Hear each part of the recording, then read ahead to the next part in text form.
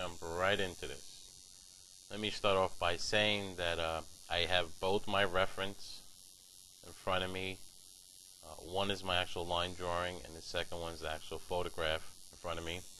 I keep the line reference there just at any given time if I'm unsure about any line that I did put on the reference. As I'm tattooing, I'll just like to refer back to it, double check if I'm unsure about anything, and pretty much the rest of the time I'm just actually looking at the regular photograph. My reference that I am holding in front of me is the exact same size as what I'm tattooing. If on the skin I'm tattooing a 5x5 portrait, well, my reference is a 5x5 reference. The inks that I use are three different blacks that I use. One is a True Black by Intense. The second one is from Kingpin called One, and the third is a Pelican ink. I like to consider my True Black the darkest, which would be 100%. My One Black I would like to compare to an 80%. And my Pelican I would like to consider anywhere from 40 to 60%. And when I'm comparing these three inks together, everybody's going to have a different opinion. They might think the one is the darkest. I'm just saying this is what works for me. So by all means, feel free to explore.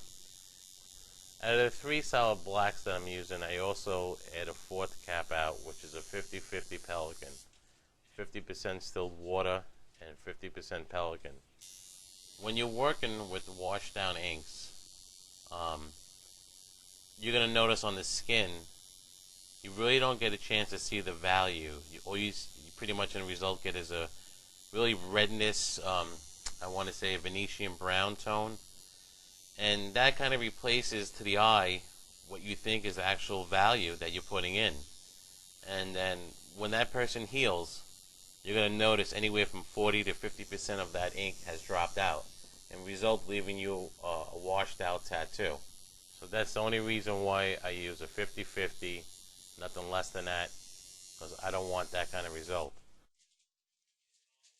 My technique is based on an oil painting technique that when I do my underpainting tone on my canvas, I work with one value, which is a raw umber.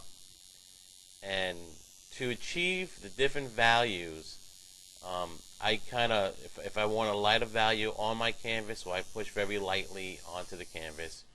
If I want a darker value added to that canvas, well, I push a little harder. And if I want a darker value, I'll just push harder, and etc. So I kind of applied the exact same method to my tattooing. If I want a lighter value, I let the needles just graze the skin, not going in deep at all, just literally grazing the skin. And if I want a darker value, I'll stick the needles in just a little bit more. And after a while, that, like say if I'm working with a Pelican, I can only achieve so much value before I'm actually damaging the skin.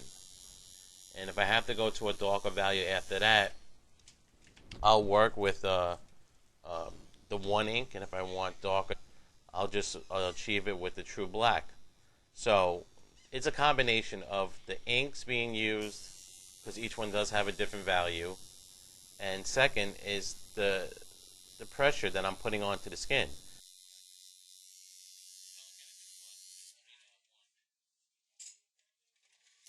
I'm using a sweeping right there, going back and forth, a sweeping motion, and I'm just grazing the skin. Now you can see there's a little value there. And right now I'm using Pelican, and again I'll go over the area. Even with a solid black, I got to go over the area a couple of times just to even build up the values. So you can actually work with a solid black, and if you're running off the tip of your needles, it will take you a couple swipes to go back and forth to build up the value.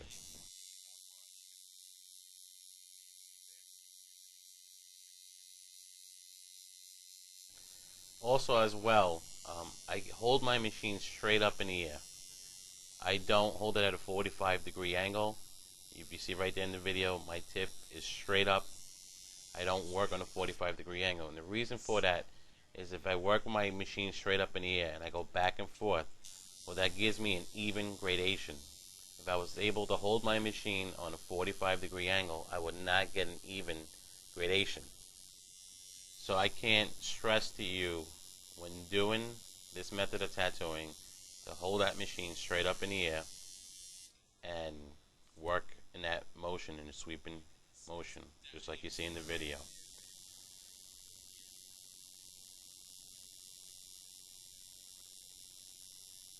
Right there, I mean, I'm just like really working off the tip of the needle. And if you notice so far, just look at the tattoo. There's no signs of any redness. It's, you can actually see the gray value in there. There's no redness to that tattoo at all, which I'm happy, because I can see the actual value that I'm working with. Two, I'm not bringing any more trauma to that skin than I have to. As well, when I'm working, my paper towel, I always keep watered down, and especially when working with true black, it's a thick black to work with. And if you're using a dry paper towel and you're just trying to wipe that ink off, well, you're going to be wiping that customer a couple more times just to get the ink off. And as well, it's always, when you water down a tattoo at any given point, and or using any green soap, it's just, the customers always say that it's so soothing at that point. So throughout the whole tattoo, my napkin is just kept watered down, and like I said, it's just easier to take any excess ink off the skin. As far as machines, I'm using a Joshua Carlton machine called the Creeper, and that machine is pushing a number 12 long tapered 11 magneto, and I also use a Linograph Mickey Sharp machine, which that is pushing a 5 bug pin outlining needle. And right there on the screen, that Hannibal Lecter piece that you're looking at, if you look at the eyes, that was performed with a 5 bug pin Mickey Sharp machine. The Mickey Sharp is sold as an outliner, but I also perform shading with it as well.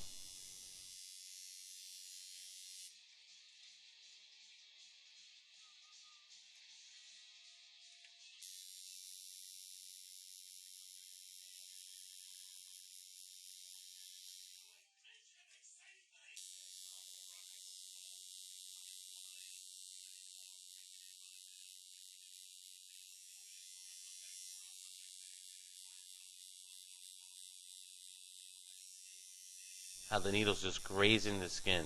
You can just look. I mean, I went over that area twice already, and just a small amount of value that's on the skin. Right now I'm building up the area with the Pelican ink.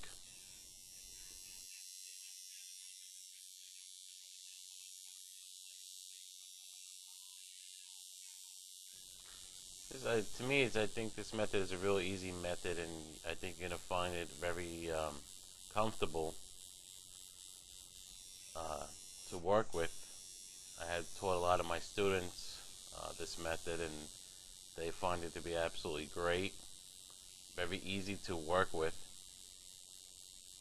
And again, I mean, it does work. I mean, when that tattoo heals, it just looks so full and rich with all different values. Nothing gets washed out. I noticed that people do heal up a lot quicker. And I'm a firm believer that less trauma to the skin, the better. And with this being said, this DVD should be purchased that you've been tattooing 2 to 3 years with the experience in the tattoo studio. This is not to replace an apprenticeship. This is for people that feel comfortable holding a tattoo machine, that have experience. So, again, watching the DVD, you're just going to see the machine going back and forth. Never once do you see me going in a circle rotation. It's just a back and forth swiping movement. Like I said again, if a light effect, I'm going to use the tip of the needles on the skin. If I want to go a little darker in value, I'll keep the exact same sweeping motion, but just go a little more into the skin. Another thing that helps me out when I'm doing portrait work is actually squinting my eyes. And when you're squinting your eyes, what's that actually doing for you? It's helping you zero in on the value that you're trying to achieve. And it just pretty much knocks out the rest of the other values and lets you, just like I said, zero in on the value that you're working with, and without being so, I guess, overwhelming or intimidating. So definitely works great when you squint your eyes. At this point, I'm gonna step away from the mic a little bit and let you kind of absorb in what I've been explaining to you.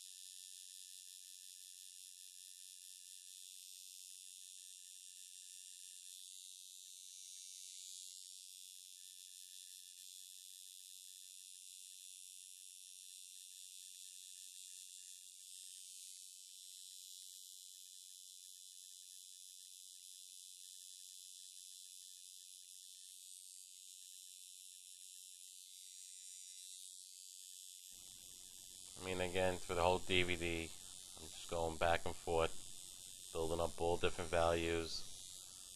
You'll see me work in an area, move on, come back to that area. Um, it's just because I want to um, get to one area, get some value on there, move on, and again, put value in that area. This way, I can always compare values. It definitely helps me out a lot. It's definitely always comparing different values. Because you can, if you just stay in the area too long, you can just get so lost in that little area, and then next thing you know, you just over pigment the area. So definitely a good thing to work in an area, move on, and then come back to it. Definitely work kind of really loose, basically.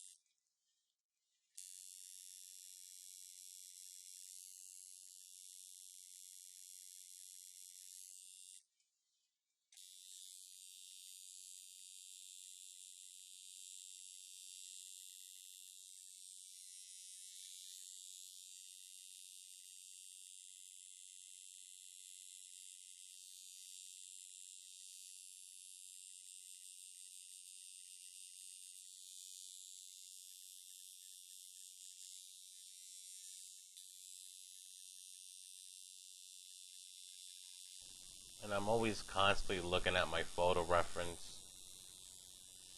Now here I want to bring in that nose. Looks just like a solid black blob. Um, Basically, what I'm including in the other DVD is when doing portrait work is that a helpful thing is seeing shapes. When you see shapes and not a nose, because a lot of people, when they draw, they like to draw a nose. They see a nose. See, when I look at things, I see shapes. And a lot of people get into a habit, um, just they get into this drawing method where they have this one nose or this one eye that they constantly draw, or this one um, egghead shape. They start off with an oval and start drawing it.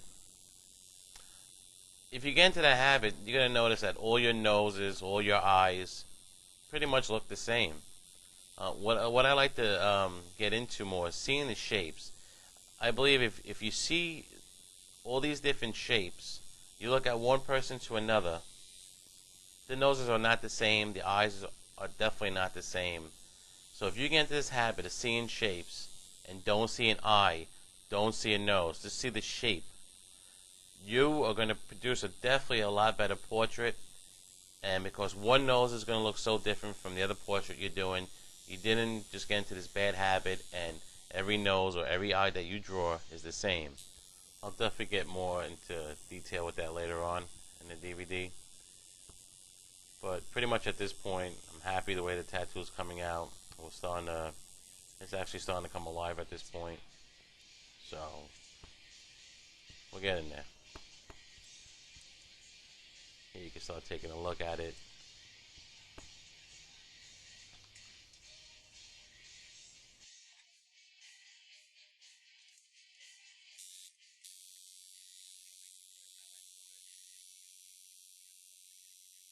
And I'm still working with my 11 mag. Again, at the end of the DVD, you'll see me go back into it with my bug pin needle, just to tighten up some of the line work that's in there. But we're definitely coming along.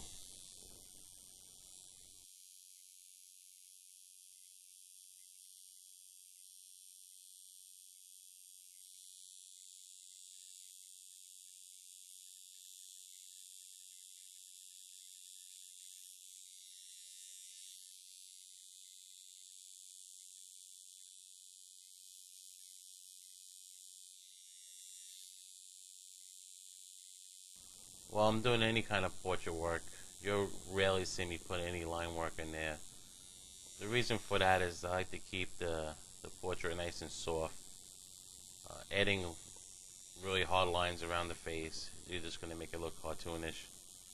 Any line work that you see me put in the portrait, it's either pretty much going to be around the eyes, like with the eyelid, hangs over the eye, you get that little crease of darkness. That's pretty much it.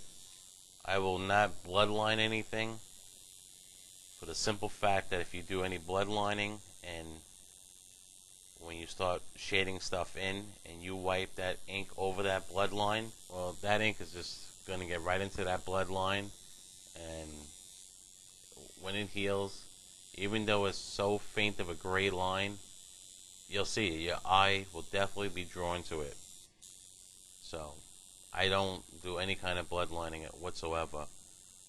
If, God forbid, if I lost part of that stencil, I always keep this stencil handy. Like I said in the beginning, I keep that as my reference too as well. I will definitely cut the stencil in half and match up whatever part came off and reapply it, and then continue from there.